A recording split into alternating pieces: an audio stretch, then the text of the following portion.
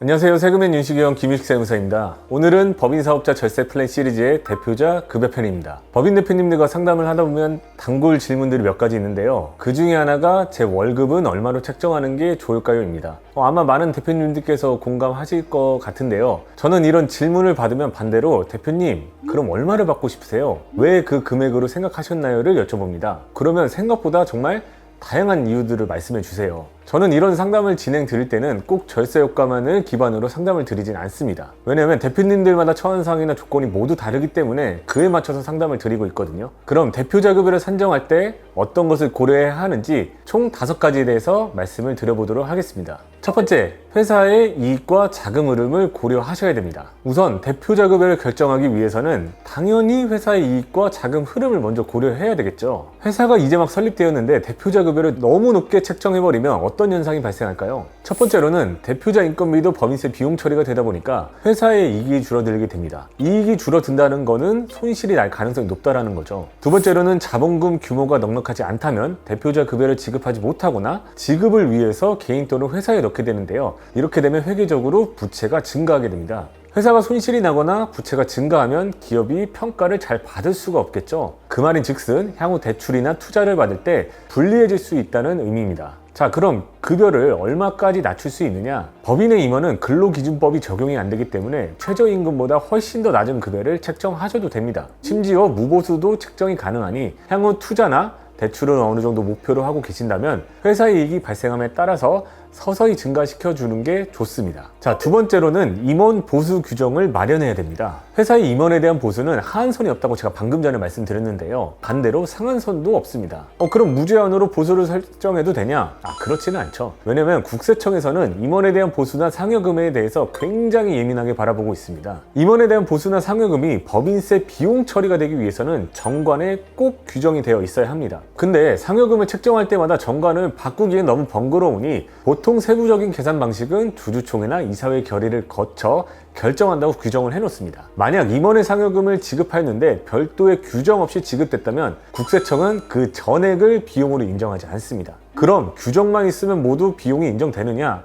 또 그렇지도 않습니다. 비용으로 인정되기 위해서는 규정이 기본적이고 그에 따른 합리적인 계산 근거와 상법 절차가 모두 만족되어야만 비용 처리가 가능하니 이 부분 꼭 주의해 주셔야 됩니다. 실제로 구체적인 성과 지표나 평가 방법을 확인할 수 없는 경우에는 비용으로 인정하지 않은 사례들도 많고요. 특정 가족 임원에게 많은 금액의 상여금을 몰아준 경우에도 비용으로 인정 안 된 케이스도 있습니다. 또한 지급 한 달 전에 급하게 시행되어서 사전에 상여금 지급 규정을 정확히 보기 어려웠다는 경우에도 비용이 인정되지 않은 사례가 있습니다. 자, 다음으로 고려할 부분은 대표자 현재와 미래 자금 계획입니다. 대표자 급여는 대표자 개인의 단기적 관점이 아닌 미래 장기적인 자금 계획도 함께 고려해서 책정해야 됩니다. 간혹 대표님들께서 나는 월 300만 원 이상 돈을 안 쓰는데 굳이 세금이나 사대보험을 더 내면서 급여를 올릴 필요가 있습니까? 라고 말씀 주시는 분들이 계십니다. 하지만 그렇게 되면은 단기적으로는 사대보험이나 세금이 줄어들 수 있지만 장기적으로 보았을 때는 오히려 큰 세금이 발생할 수 있습니다.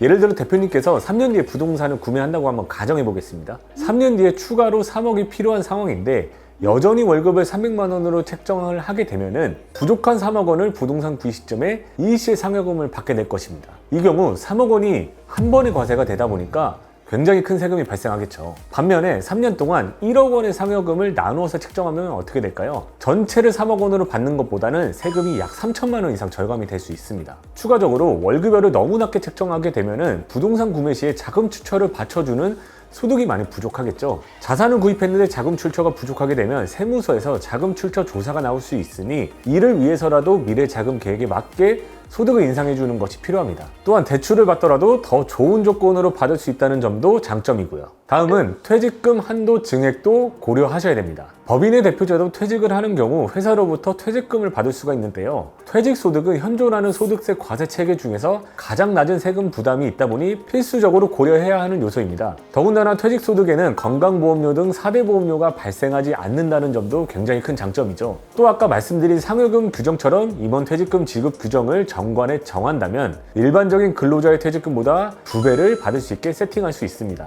따라서 대표자의 경우에는 거액의 퇴직금을 낮은 세율로 과세해서 회사의 자금 인출하는 플랜을 많이 세우게 되는데요. 문제는 퇴직금 규모가 대표자 급여에 연동이 된다는 점입니다. 즉, 퇴직금을 2배를 계산하는 기준은 퇴직 직전 최근 3년간 대표자의 급여를 기준으로 계산을 하기 때문에 퇴직 시점에 맞춰서 급여를 인상을 하게 되면 퇴직금을 최대한 많이 받으면서 낮은 세금 체계로 법인의 자금을 인출할 수 있게 됩니다. 자, 이제 마지막으로는 절세 플랜을 고려해서 대표자 급여를 책정해야 됩니다. 우리가 같은 금액을 인출하더라도 이왕이면 절세하면서 인출하는 것이 당연히 좋겠죠? 따라서 소득세의 세율이나 과세 구조를 이용해서 같은 금액을 인출을 하더라도 절세할 수 있는 방안에 대해서 좀 안내를 드리도록 하겠습니다. 첫 번째는 소득세율 구간을 활용하기인데요. 급격하게 소득세율이 인상되는 직전까지 대표자 급여를 책정하는 방법입니다. 우리가 소득세율은 6에서 45% 8단계 누진세율이 적용이 되고 있죠. 근데 15%에서 24%, 24%에서 35%로 급격하게 인상되는 구간 전까지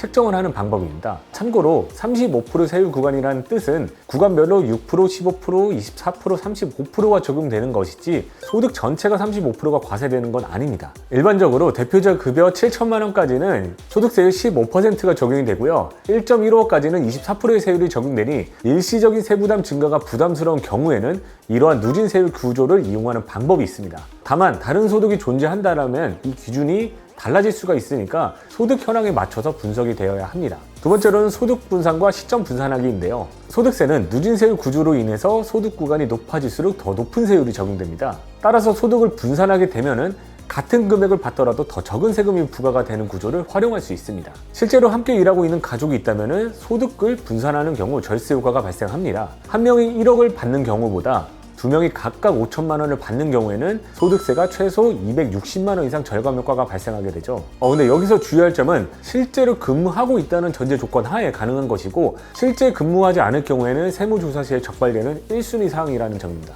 또한 급여를 한 해에 한꺼번에 받는 것보다 소득을 좀 나눠서 받는 것이 더 유리합니다. 제가 아까 말씀드렸던 예로 설명드린 3년 뒤에 부동산 구입 자금에 필요한 3억을 일시로 받는 것보다는 1억씩 3년간 받는 것이 3천만 원 이상 유리하다는 부분이 바로 이 내용입니다. 다음으로는 우리가 대표자 급여를 산정할 때는 법인세 절세 효과도 함께 고려해야 됩니다. 대표자 급여를 인상하면 소득세와 4대 보험이 인상되는 것은 맞지만 두 비용 모두 법인세 때 비용 처리가 되기 때문에 법인세가 감소하게 됩니다. 따라서 대표자 급여로 인한 절세 효과를 고려할 때는 법인세 절감 효과도 같이 분석해야 조금 더 폭넓은 절세 효과를 계산할 수 있습니다. 법인의 연간 과세 표준이 2억 원이 넘는다면 법인세율은 지방세까지 20.9%가 적용이 됩니다. 만일 법인의 당기순이익이 2억 원이 넘는 상태이고 대표자의 소득세율 구간이 지방세까지 16.5%라고 가정을 하면 대표자 급여 책정이 법인과 개인 전체로는 오히려 더 절세가 될 수 있습니다.